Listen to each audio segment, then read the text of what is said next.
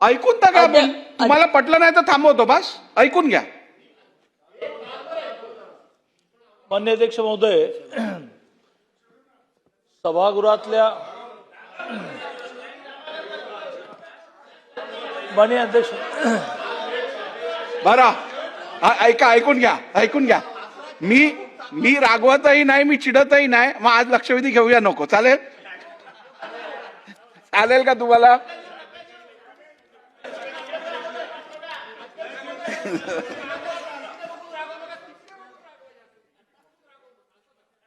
मान्य अध्यक्ष, मला असं वाटतं की मी विनंतीच करेन, सभागृहाच्या भावना लक्षात घेता सभागृहाने हे मान्य केलं आहे की आज विधेयक झाल्याशिवाय घरीच जायचं नाही.